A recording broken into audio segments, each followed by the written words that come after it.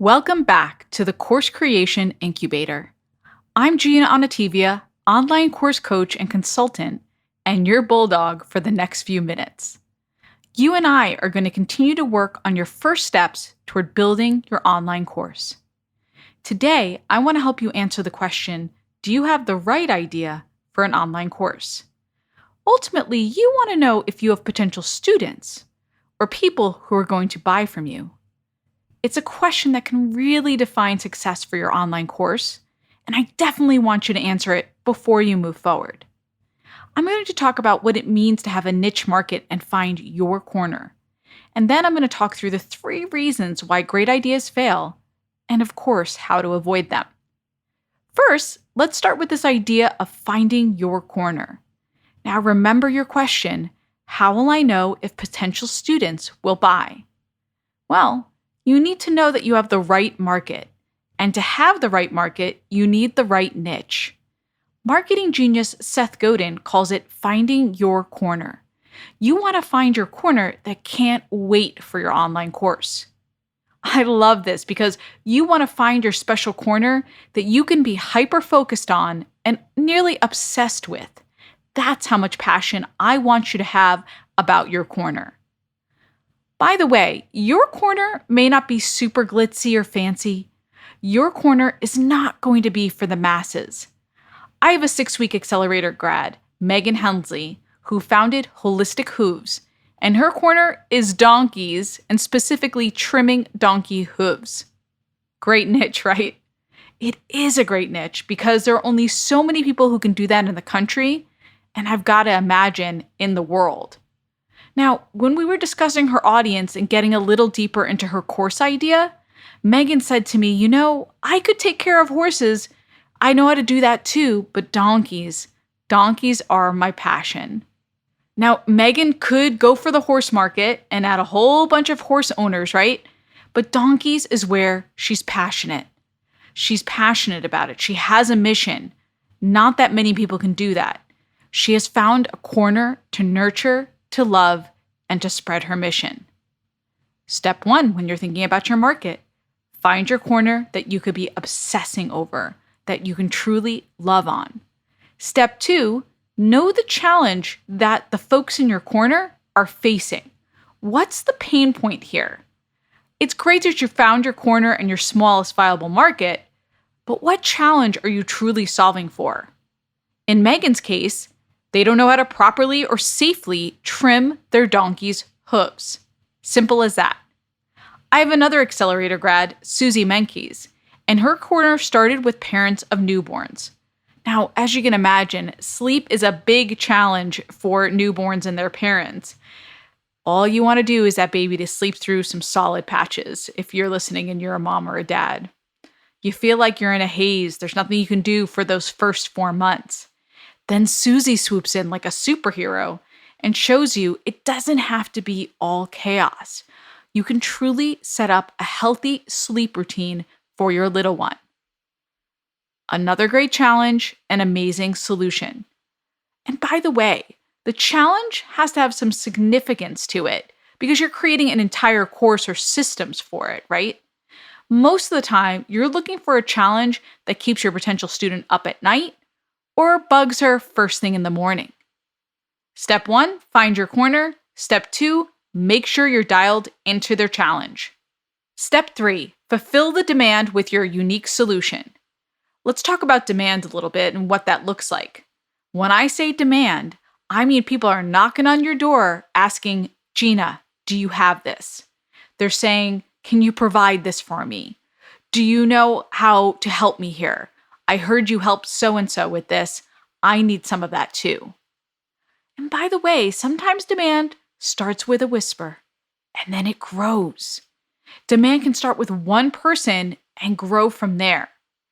If you don't have the demand right now, think about how you can build it. How can you show one person the results that you provide and then spread the word from there?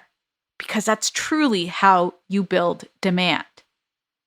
Speaking of demand, I gotta bring up Megan again from Holistic Hooves. She has so many donkey farriers asking her, when are you gonna put out an online course? Then when she does decide to put out her online course via the accelerator, she opens it up for just 25 spots. She wants to limit it. After 24 hours, she closes it because not only is it full, 2 more people snuck in for a total of 27 students in just 24 hours. That's demand. Some of you listening to me right now, you have this demand. You have people saying, I need this from you. And listen, if you have people saying, I need this from you, and you're not building a course, then that kind of crushes my soul because these people need you. They need your content. They need your solution.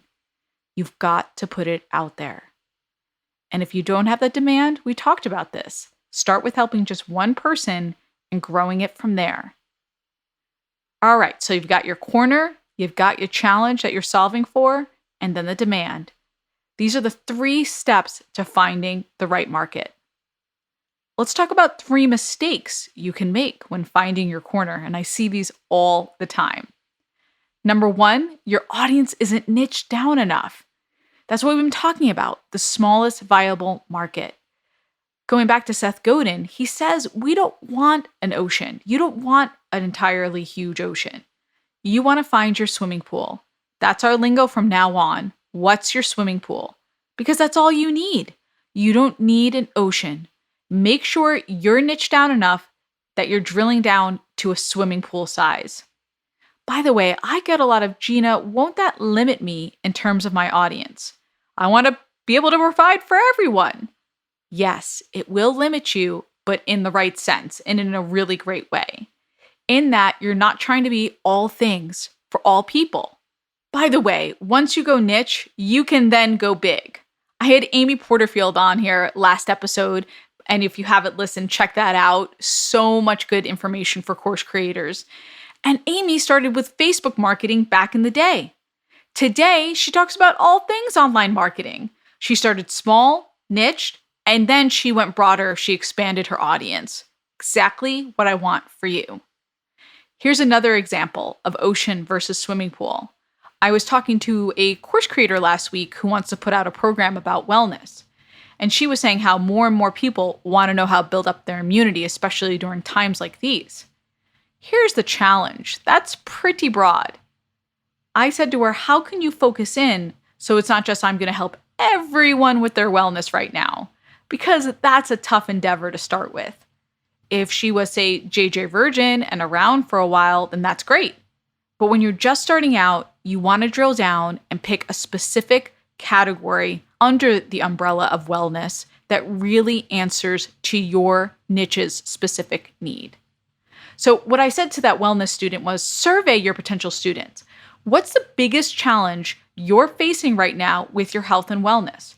Get a pulse on what they really need and then go from there. Let's talk about the second mistake. Your audience doesn't have money to pay. Oof, this is a tough one. I've seen this happen. In fact, I did a strategy call with 2 women, this was about a year and a half ago, who teach people how to tan deer hides. This is another great niche. I don't understand it, but I think it's a great niche. They put out a lead magnet that taught you how to tan deer hides. They got thousands of opt-ins. Then they got really confident about putting out their course, wouldn't you be? I think they sold 5. Out of the thousands of folks who had opted in, 5 actually paid for the course. Now, what happened here? Why did only 5 buy the course and pay money? Well, it's because the audience didn't want to pay for it. They ended up surveying a lot of those folks that opted into the lead magnet. They wanted the free stuff, but didn't want to pay for anything else.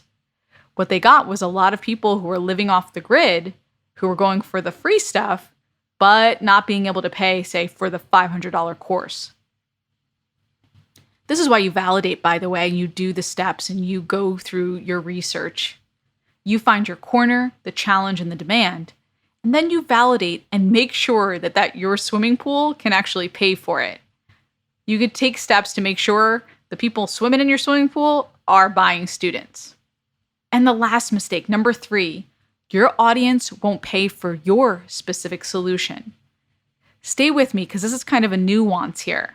In the second mistake, that audience doesn't have any money. But in this mistake, your audience might have money, but they don't want to specifically spend it on what you have to offer. Let me give you an example of this. I talked to a travel writer who teaches how to travel by yourself for women. And she said to me, I put out the signature course and I had an audience, but crickets. I didn't get any buyers. I said to her, well, can people get that information for free? Can I aggregate that from blogs and different Facebook groups? She kind of stammered and then she said to me, yeah, I guess so.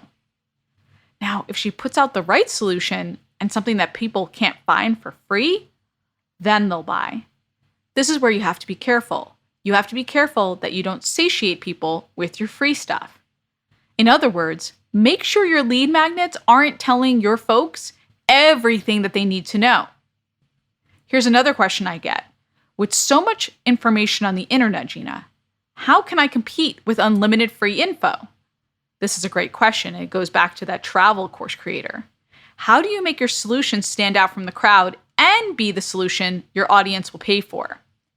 How you compete is you talk to a smaller community and speak their specific language. A lot of free information is broad and likely offers just general solutions, and that's it. Or you might have heard this before, they offer the what and the why without the how. If you want people to pay, you have to give them the how. You have to come to their level and speak to them. And you may have to offer a little bit more. Also, when you're putting out a paid course, you're giving them a system versus just a one-off piece of information. People will pay for a system. They'll pay from a specific process from you because you've seen results. They'll also pay for access to you. They'll pay for things they can't get online or access to go back and forth with you to help them troubleshoot. If that travel writer, if she had offered a direct line of access to her, or some kind of personalization, that's also something people will pay for, she could have said, I'm going to offer you a travel audit where you show me your packing list and I tell you what to pack for your specific trip, and you can have a little brainstorm and a little back and forth with a person.